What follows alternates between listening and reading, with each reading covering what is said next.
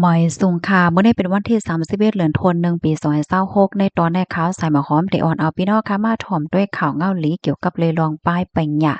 เมื่อวันที่30เดือนธันวาคมปี2026ได้มีข่าวเงาออกมาว่าราชกิจจานุเบกษาหลวงปอจึงเมืองไทยเปิ้นพาวให้ห้องการป้ายปิญญานั้นหาบลูกอ่อนแห่งการยานเมืองลูกอ่อนอำมีวัดไว้เข้าเฮียนไลในคาออ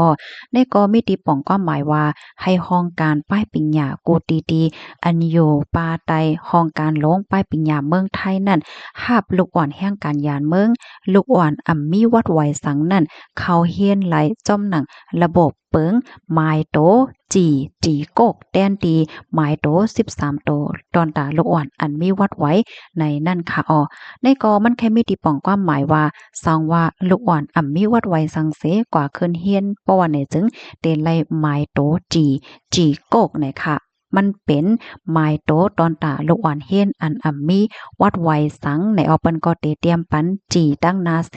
หมายนับแทง12โตโคมก็จะเป็นกว่า13โตเนี่ยค่ะให้มันง่ายเหมือนกันตั้งล้วนโยโย่อันมีหมายโต13โตนั่นเฮ็ดจังไหนคะเพราะว่าเป็นลูกอ่อนที่อันมีวัดไว้เนี่ยเปิ้นก็จะมีหมายโตห้างไผห้างมันค่ะเนาะก็หมายเลข13หลักอันเปิ้นว่านั่นยาวเฮ็ดจังไหนค่ะเพราะว่าเฮียนยาวหยายาวเนี่ยก็เตไล ไว้เย้าจ้องเหมือนจังหนังล้วนต่างก็โก้ยเฮ็ดจังไหนคะอ้อม กำในซ้ำละลายก็ได้มีความถามแทงคันว่าเป็นตอนตาไผไหนมันก็ป้องว่าตอนตาล้วนกูก็ค่ะว่าได้เป็นลูกอ่อนตีอันเป็นลูกล่างพี่น้องเจ้าคืออันอยู่จอมปื้นตีสูง5สัง5เฮ็ดจังเนี่ยเนาะป้าเจมลูกหลานแห่งการยานเมืองเฮ็ดไหนค่ะอ้อมมันเคยมีตีป้องความหมายว่าลูกอ่อนเฮียนขะเนาะตีอันไลหมายโตจีกูก็นั่นเตไลวัดไว้มันชื่อนั่นค่ะน่ะเนาะ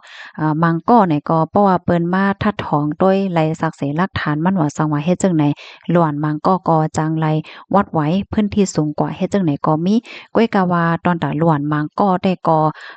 จังมีส่วนไลวัดไว้พื้นที่สูงว่าหางว่าเฮ็ดจังไหนก็ซ้ำมีเฮ็ดจังไหนมีตีปองความหมายว่าลูกอ่อนมีวัดไว้นั่นมีส่วนเฮียนไลกูก็ก้วยกะว่าใจกูก็อันเตเตจังไลไหวพื้นที่สูงไหวอันจังอยู่ไล ในเมืองไทยกว่าข้าวยาวเฮ็ดไหนคะ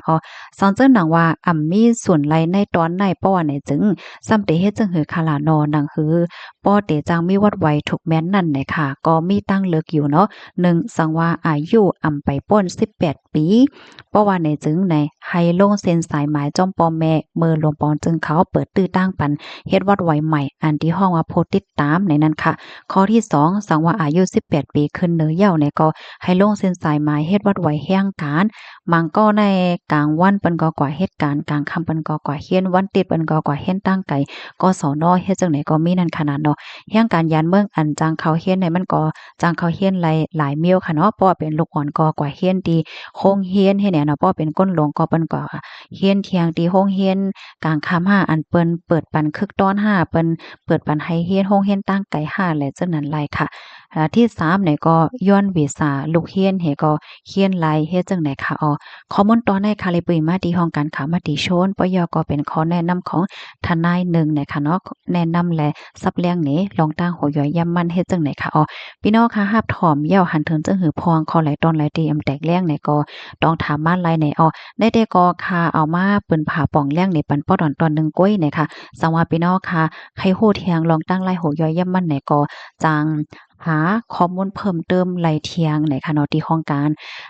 ป้ายปัญญา5อำนั้นก็ที่อันเป็นโพโฮฝ่ายป้ายปัญญาเขามาซับแจงซับแรงในเฮ็ดไหนค่ะก็ติเลยว่าเป็นข่าวเงาหลีค่ะเนาะป้อดอนตนหนึ่งตอนตาก้นมีวัดไหวค่ะนะหนังเฮือพี่น้องค่ะเขาบ่เตจังไรฮับผู้และซัมบ่เตจังเอาลุกล่างไผมันกว่าเคินเฮ็ดนั่นก็จอยสืบหมอกลาดในปันกันเสกำค่ะเอาไม่สงค่ะ